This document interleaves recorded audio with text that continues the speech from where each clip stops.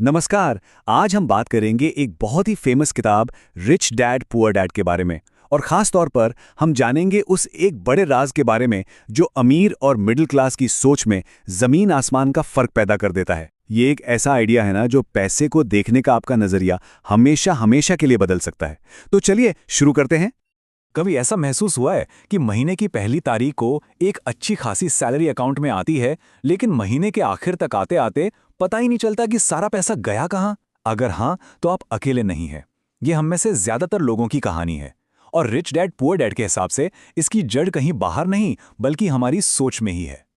इसी प्रॉब्लम को किताब में सैलरी का जाल या फिर चूहे की दौड़ कहा गया है। मतलब एक ऐसा चक्कर जिसमें हम सुबह उठते हैं, काम पर जाते हैं, पैसा कमाते हैं, बिल भरते हैं और फिर अगले महीने की सैलरी का इंतजार करने लगते हैं। हम मेहनत तो बहुत करते हैं, लेकिन असल में पहुंचते कहीं नहीं। और हम इस जाल में फंसते क्यों हैं? क्योंकि बचपन से हमारे दिमाग में एक ही फॉर्मूला डाला गया है। बेटा, खूब पढ़ाई करो, एक अच्छी सी नौकरी पकड़ो और एक फिक्स सैलरी पर आराम से अपनी जिंदगी गुजारो, बस।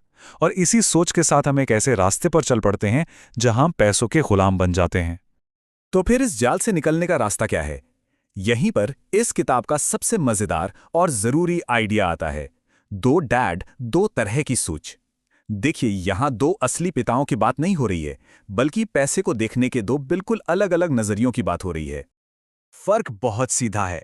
एक तरफ है पुअर डैड की सोच, जिसका पूरा फोकस जॉब सिक्योरिटी पर होता है, बस नौकरी सुरक्षित रहनी चाहिए। वहीं दूसरी तरफ है रिच डैड की सोच, जिसका मकसद है फाइनेंशियल फ्रीडम, यानी पैसों की आजादी। एक इंसान पैसे के लिए काम करता है और दूसरा पैसे को अपने लिए काम पर लगाता है। सब सोच का खेल है। तो आखिर में बात ये निकल कर आती है कि आप कितना पैसा कमाते हैं, ये उतना जरूरी नहीं है। असली बात तो ये है कि आप पैसे के बारे में सोचते कैसे हैं। आपका माइंडसेट ही है जो आपकी फाइनेंशियल सक्सेस तय करता है। और अब आते हैं इस किताब के सबसे बड़े, सबसे पावरफुल सीक्रेट पर। यह एक ऐसा गेम है जिससे अगर आप समझ गए ना, तो पैसों को लेकर आपकी पूरी दुनिया ही बदल जाएगी। तो ये सीक्रेट दो शब्दों में छिपा है। पहला शब्द है एसेट। एसेट क्या होता है? बहुत ही सिंपल, कोई भी ऐसी चीज जो आपकी जेब में पैसा डाले, बस इतनी सी बात है। और दूसरा शब्द है लायबिलिटी। ये एसेट का बिल्कुल उल्टा है। लायबिलिटी वो हर चीज है जो आपकी जेब से पैसा बाहर निकाले। बस यही वो छोटा सा फर्क है जिसे समझना सबसे जरूरी है। चलिए इसे हमारे रोजमर्रा की जिंदगी के उदाहरणों से समझते हैं। मान लीजिए आपने लोन पर एक घर लिया है जिसमें आप खुद रहते हैं। आपको लगेगा कि ये तो मेरा एसेट है। नहीं, क्योंकि उसकी ईएमआई, टैक्स, मेंटेनेंस, ये सब हर महीने आपकी जेब से पैसा निकाल रहा है। तो ये हुई एक लायबिलिटी। लेकिन अगर आपके पास एक दूसरा फ्लैट है जिसे आपने किराए पर दिया है, तो उससे हर महीने आपकी जेब में पैसा आ रहा है, तो वो क्या हुआ? वो हुआ एक एसेट। इसी तरह लोन पर ली गई नई नवेली गाड़ी एक बहुत बड़ी लायबिलिटी है। उसका लोन, पेट्रोल, इंश्योरेंस सब पैसा ले जाते हैं। पर वहीं अगर आप स्टॉक्स या म्यूचुअल फंड में इन्वेस्ट करते हैं, तो वो आपके लिए और पैसा बना सकते हैं। तो वो हुए एसेट्स। ठीक है, तो एसेट और लायबिलिटी का फर्क अब हमें साफ हो गया है। पर सिर्फ जानने से क्या होगा? सवाल तो ये है कि इस जानकारी को अपनी जिंदगी में लागू कैसे करें। कैसे हम अपने पैसे को अपने लिए काम पर लगा सकते हैं? इसके लिए ना एक बहुत ही सिंपल 4 स्टेप का साइकिल है। ध्यान से सुनिएगा। स्टेप 1, आप अपनी नौकरी से पैसा कमाते हैं, यहां तक सब ठीक है। स्टेप 2, उस कमाई का एक हिस्सा, चाहे छोटा ही क्यों ना हो, आप एक एसेट खरीदने में लगाते हैं। स्टेप 3, अब ये एसेट आपके लिए और पैसा बनाता है। और स्टेप 4, जो कि सबसे जरूरी है, उस एक्स्ट्रा पैसे को खर्च नहीं करना है, बल्कि उससे और एसेट्स खरीदने हैं। बस ये साइकिल चलता रहता है और धीरे धीरे आपका पैसा आपके लिए काम करना शुरू कर देता है।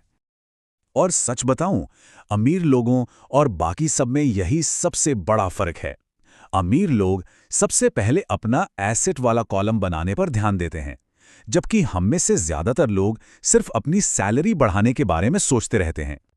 अब ये सब सुनने में शायद बड़ा और मुश्किल लग रहा हो, पर यकीन मानिए ऐसा बिल्कुल नहीं है। शुरुआत हमेशा एक छोटे से कदम से ही होती है। तो चलिए देखते हैं कि वो पहला कदम क्या हो सकता है जिसे हम आज ही उठा सकते हैं। आप आज अभी से कुछ छोटी छोटी चीजें शुरू कर सकते हैं। जैसे सिर्फ एक हफ्ते के लिए अपने सारे खर्चे ट्रैक कीजिए। देखिए तो सही, पैसा जा कहाँ रहा है। इन्वेस्टिंग के बारे में कोई एक आर्टिकल पढ़ लीजिए। कोई एक नया फाइनेंशियल शब्द सीखिए और सबसे ज़रूरी, अपनी सोच बदलिए।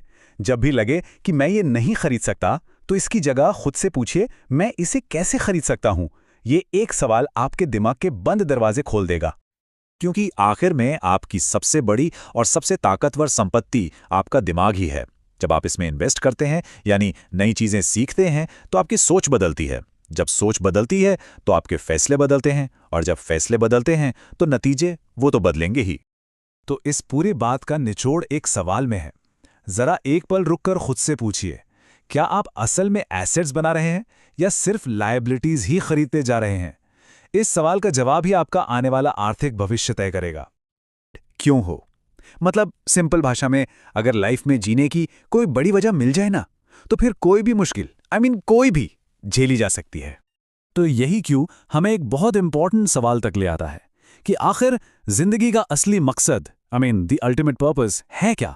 हम सब खुशी, पैसा, सक्सेस, इन्हीं चीजों के पीछे भागते रहते हैं, पर क्या सच में यही आखिरी